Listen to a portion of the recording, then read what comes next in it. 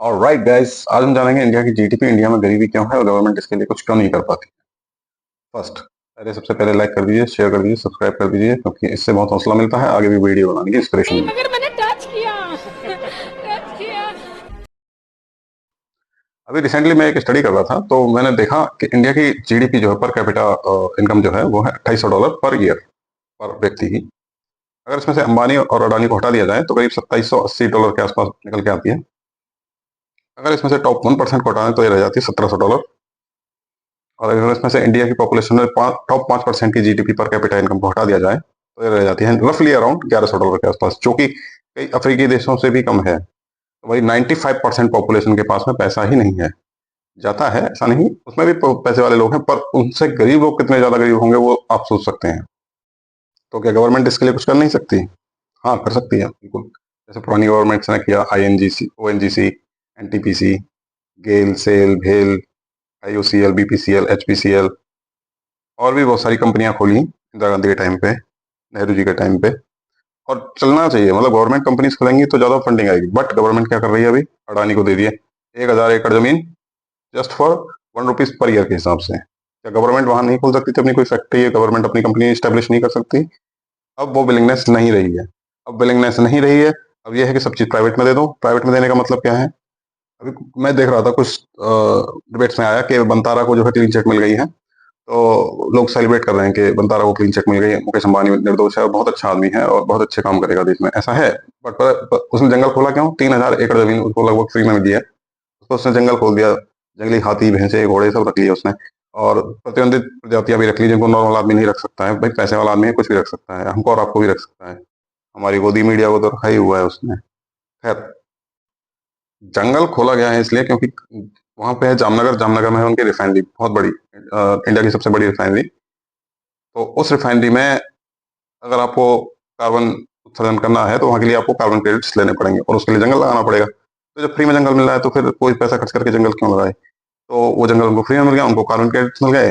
इससे उनका फैक्ट्री का पॉल्यूशन जो है वो क्रेडिट लिमिट्स के अंदर आ गया। वहाँ वाटर रिजर्वायर भी हैं, क्योंकि वहाँ पे उन्होंने पानी के लिए बड़े बड़े सोर्स बनाए हुए हैं, तो उनको पानी भी फ्री में मिल गया। और आपका हमारा फ्यूचर उनके हाथ में है, क्योंकि वहाँ पे बहुत सारे जानवर ऐसे भी हैं जो प्रतिबंधित हैं, उनको नॉर्मल आदमी नहीं रख सकता, पर पैसे वाला है तो उसके लिए सब माफ है। गवर्नमेंट भी ये सब कर सकती थी, गवर्नमेंट भी बड़ी रिफाइनरी लगा सकती थी, गवर्नमेंट भी ये जंगल खोल सकती थी, पर गवर्नमेंट नहीं। गवर्नमेंट ने कहा कि पहले अपने मित्रों का भला करें, क्योंकि वो मीडिया कंट्रोल करते हैं। मीडिया कंट्रोल करती है कि किसकी गवर्नमेंट बनेगी, किसकी नहीं बनेगी।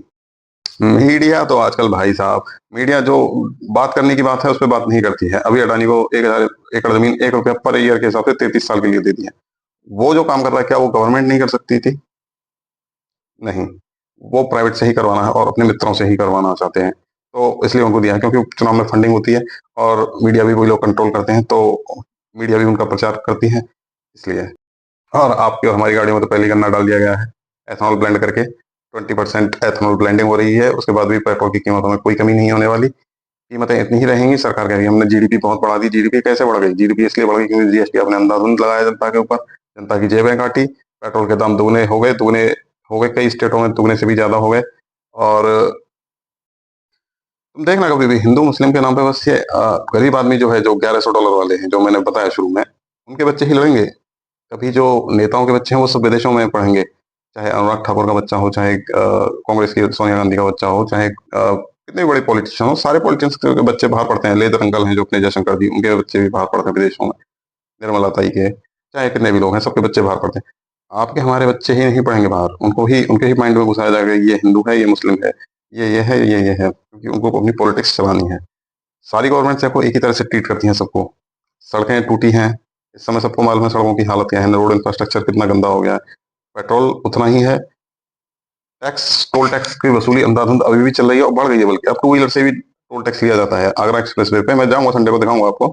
वहाँ आगरा एक्सप्रेस वे पे टू व्हीलर से जाऊंगा और टू व्हीलर से देखो टोल कटेगा वहाँ पे, ठीक है। तो टू व्हीलर का भी टोल चालू हो गया और वो पूरे इंडिया में इम्प्लीमेंट हो जाएगा अभी, कोई बहुत ज्यादा टाइम नहीं लगेगा। तो ये सब भी हो रहा है, बट सब साइलेंट है क्योंकि देशभक्त सरकार बैठी हुई है ऊपर। पता है पुराने जमाने में क्या होता था? पुराने जमाने में जब लड़ाइयाँ होती थी, जैसे किसी राजा ने किसी राज्य पे अटैक कर दिया, तो उस राजा के जो गुप्तचर रहते थे, जिनको आज के टाइम पे रिपोर्टर बोला जाता है, वो बॉर्डर पे रहते थे। वो देखते थे कि हाँ भाई सेना आ रही है, आके वो तुरंत सूचित करते थे राज्य में।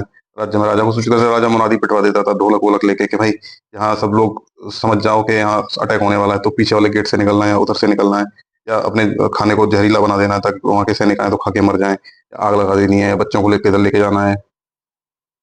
मुनादी पीटने वालों को एंकर बोला जाता है आजकल। तो जनता उसके हिसाब से प्रिपेयर हो जाती थी। पर आजकल खतरा क्या दिखाया जाता है? आपको पता है मीडिया पे क्या खतरा दिखाया जाता है? दिन रात बस हिंदू मुस्लिम डिबेट चलती है, तो जनता के माइंड में वही रहता है, हिंदू मुस्लिम कौन खतरा है, माइंड में घुसाया जाता है ये चीज। देना आपका मुद्दा, आपका दिमाग असली मुद्दों से हटाया जाता है। आपको ये नहीं बताया जाता कि रोड कैसे टूटे हुए हैं, अडानी को 1,000 एकड़ जमीन दे दी गई है, या वहां बनतारा में क्या क्या हो रहा है, वो चीज नहीं। प्रधानमंत्री मोदी खुद गए थे उसके उद्घाटन के लिए, बनतारा के उद्घाटन के लिए, खुद वहां जानवरों के साथ फोटो खिंचाई, जिनको आम आदमी रख नहीं सकता, उनको एक कॉर्पोरेट ने रखा हुआ है। खैर अब पुराने जमाने की लड़ाई पे चलते हैं। तब वहां पे ना खोसे हुआ करते थे, खोसे। खोसे समझते हो क्या होता है? खोसे रहते हैं जो जैसे दो राज्यों की लड़ाई हो रही है आपस में। पुराने जमाने में बड़े टैक्टिक्स से लड़ाई होती थी, ये नहीं कि अब रात में भी लड़ाई हो रही है, दिन में भी, ऐसा नहीं होता था। पहले एक टाइम से शुरू होती थी, रणभेरी बजती थी, तब लड़ाई शुरू होती थी, और रणभेरी होने शाम संध्या वेला में रणभेरी बजती थी और लड़ाई समाप्त हो जाती थी। लड़ाई समाप्त होने के बाद में घायल सैनिकों का इलाज होता था, लाशों का अंतिम संस्कार होता था, राशन सप्लाई होती थी, दोनों तरफ से बहुत ईमानदारी से लड़ाई होती थी। रात में हमला नहीं किया जाता, रात में हमला कर ही नहीं सकते थे। अगर ऐसा होता था तो अलग ही उसके प्रावधान थे, वो हम बाद में डिस्कस करेंगे। तो जो खोसे होते थे, खोसे, जैसे कोई सैनिक मर जाते हैं तो उनके कान के कुंडल पहनते थे, सोने की चैन या फिर जो भी आभूषण वो पहनते थे, उनको ले जाते थे वो। चाहे हाथ पैर काट के उनको निकालना पड़े, वो काट के निकाल के ले जाते थे। वो खोसे जो है वो डांस करते थे पहले, दूर खड़े होके। लड़ाई शुरू होने से पहले वो डांस करते थे, ढोल नगाड़े लेके, उनको मजा आता था क्योंकि वो लोग लूटने वाले होते थे। तो अब ऐसा लगता है कि हर जगह खोसे ही हैं, मतलब सैनिक मर चुके हैं, नागरिक मर चुके हैं, अब जो लूटने वाले हैं वो खोसे बैठे हुए हैं। हर जगह लूट चल रही है, देखते हो भ्रष्टाचार का आलम देश में।